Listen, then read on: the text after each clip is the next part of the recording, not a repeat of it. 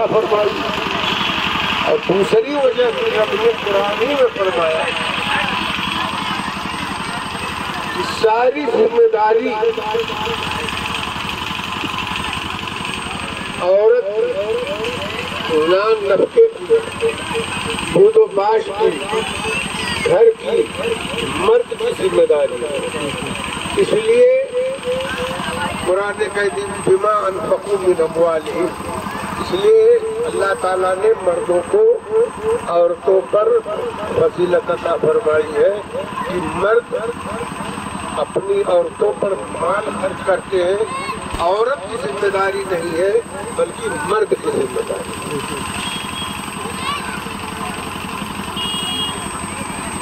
اتنا بیان کرنے کے بعد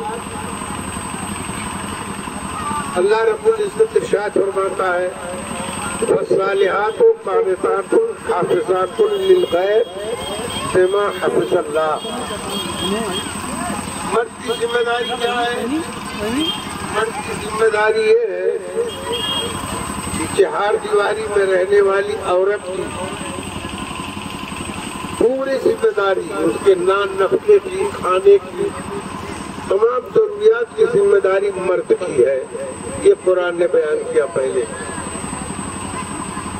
اس کے بعد رب تبارک و تعالیٰ فرماتا ہے کہ نیک عورت کون ہے؟ تو ارشاد ربانی ہے فالصالحات قانتات حافظات للغیب بما حفظ اللہ۔ نیک عورت وہ ہے جو صبر کرنے والی ہے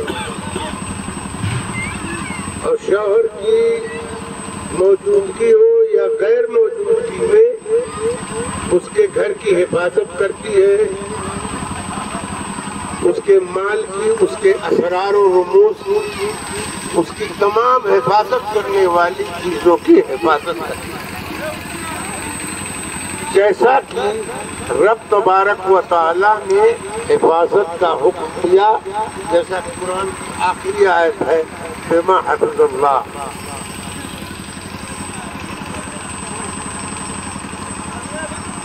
یہ عورت مرد کی ذمہ داری بتانے کے بعد اب جب عورت اور مرد، خاص طور سے جو عورت اور مرد میں ناچاقی ہو جاتی ہے، کسی بات میں نا اتفاقی ہو جاتی ہے، اس کے بارے میں رب تبارک و تعالیٰ نے فرمایا واللاتی تخافون نشوزہن فعظوہن واہجروہن فی المضاجع۔ اور وہ عورت جن کے ناشزا اور نافرمان ہونے کا تم کو اندیشہ ہو تو بات بات میں اپنے شوہر سے لڑ پڑتی ہے، جھگڑ لیتی ہے، رب تبارک و تعالیٰ نے اس کے لیے نسخہ نازل فرمایا وَعِظُوهُنَّ، ان کو نصیحت کرو۔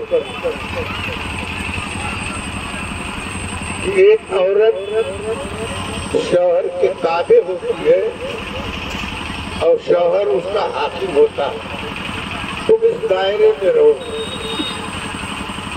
اگر نصیحت اتنی نصیحت کارگر نہ ہو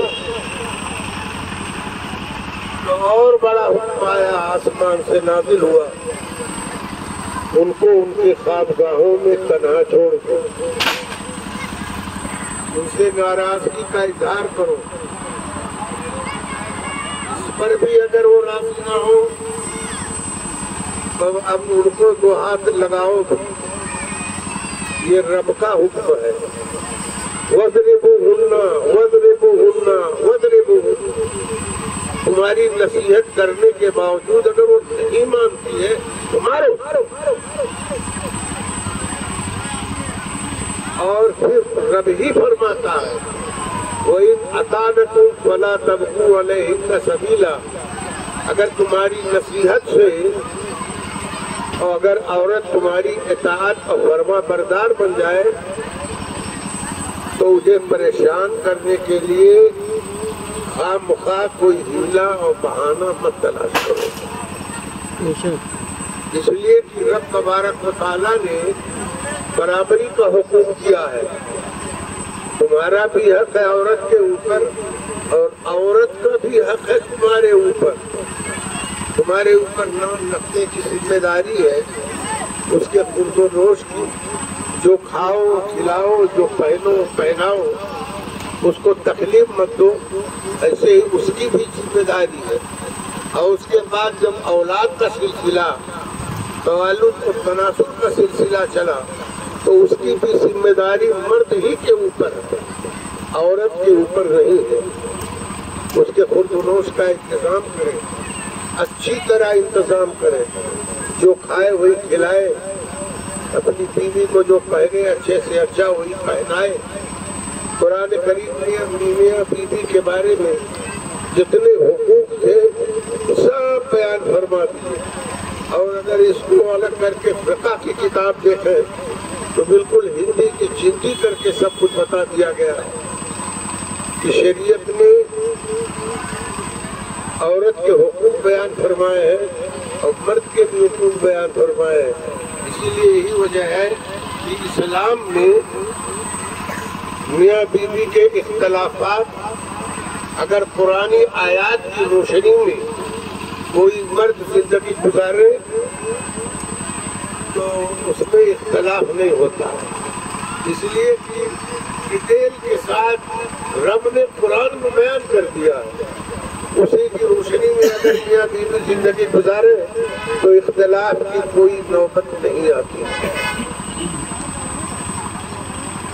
اور پھر ہمارے لیے انبیاء کرام کی زندگی، صحابہ کرام کی زندگی، رسول اللہ صلی اللہ تعالیٰ علیہ وسلم کی 11 بیویاں ایک ساتھ رہتی تھیں، کس طرح زندگی گزاری، آپ کی سیرت مبارکہ کو پڑھ کر اس پر غور کرنے کی ضرورت ہے۔ صحابہ کرام کی زندگی، ان کی زندگیوں کو دیکھ کر سنبھالنے کی ضرورت ہے۔ اللہ کے رسول صلی اللہ تعالیٰ علیہ وسلم نے عورت کا بھی مرتبہ بیان کیا ہے کہ جو کھاؤ اسے کھلاؤ، جو پہنو اسے پہناؤ، اسے تنگ مت کرو، اسے مت مارو، اسے پریشان مت کرو، اور آخرت میں یہی بیوی جو ہے جنت میں ساتھی بن جائے گی۔